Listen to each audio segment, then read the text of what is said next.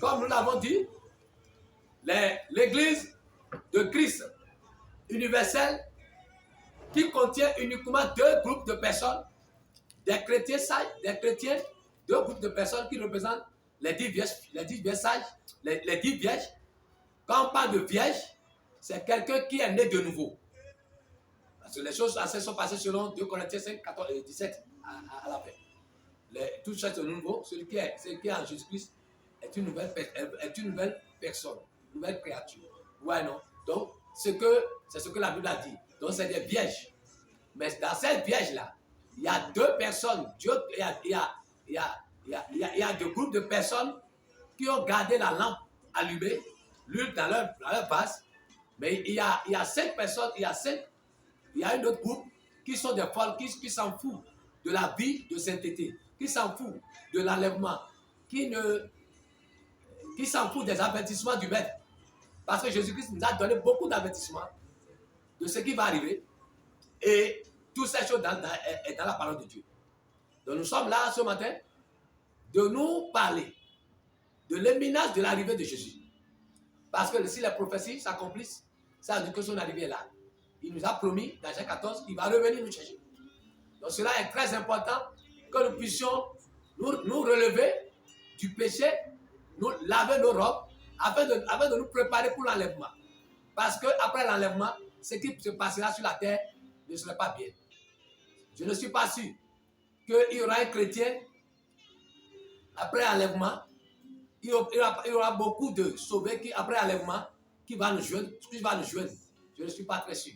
Parce que beaucoup vont renier Christ. Parce que la tribulation sera tellement grande que les gens même vont dire, bon, je ne suis plus pour Christ. C'est ce qui va arriver. Donc l'essentiel est que quand tu vis aujourd'hui, repars toi vie, remets-toi avec Jésus, repars à votre relation et change de vie. Accepte Jésus. Toi-même, tu ne peux pas le faire, mais c'est pas l'aide du Saint-Esprit. C'est ce que nous vous disons ce matin, étant prophète, éclaireur. Nous sommes là, sentinelles, nous sommes là et nous sommes en train de crier, à vous le dire, dans le monde entier, tous ceux qui se croient chrétiens et qui ne ménagent pas leur vie, qui ne font rien pour leur vie, et qui ont pris seulement que comme ils sont sauvés, c'est fini. C'est des biens folles. Ils ne peuvent pas être enlevés. Que Dieu bénisse sa parole. Amen. Donc nous sommes en train de parler de Israël, nation, église, l'antichrist et le faux prophète. Les deux témoins. Donc nous avons l'antichrist va confirmer l'alliance selon Daniel 9, 27. Avec les nations, avec au moins 10 nations. Nations arabes et d'autres pays. Et il devient le gouvernement mondial, comme Numéro l'avait fait. Numéro, n'oubliez pas, Numéro dans la jeunesse, c'est lui qui est le constructeur de tout de Babel. C'est lui qui a fondé Babylone, le pays de Babylone. Et c'est lui qui s'est rebellé contre Dieu.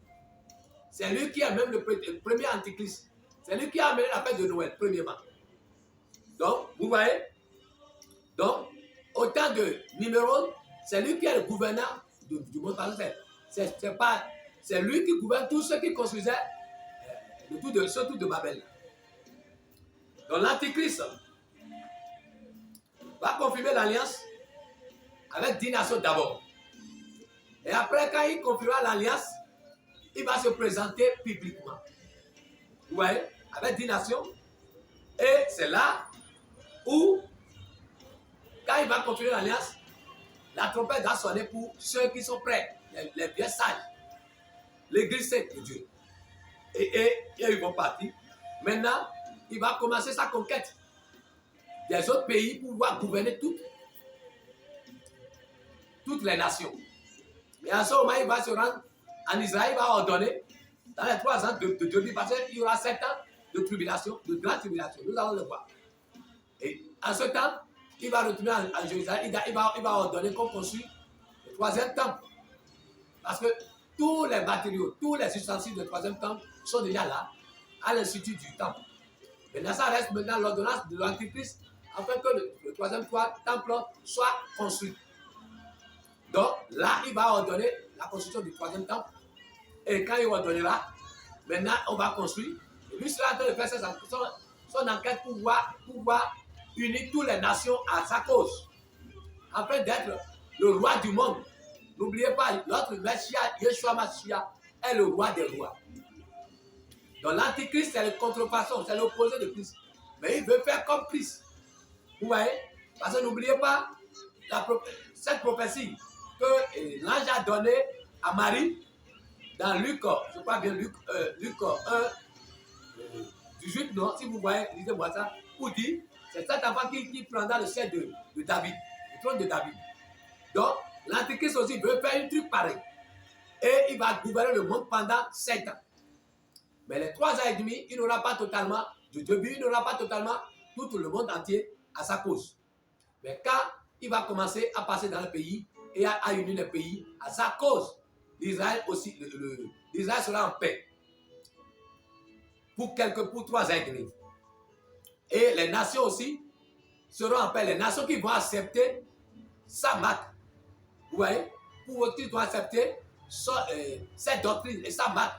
Eux aussi vont vivre en paix. Mais les chrétiens qui avaient déjà entendu parler de lui ne vont jamais accepter. Et c'est là où il y aura une grande persécution pour eux. Mais Dieu même a prévu sur la terre quelque chose pour ceux qui ne seront pas enlevés. Et c'est ça que nous allons voir maintenant. Donc, nous allons voir, après les 3 ans, 3 ans et demi après, son apparition, qui amène le première évasion, premier malheur. Donc, nous allons voir, premier point,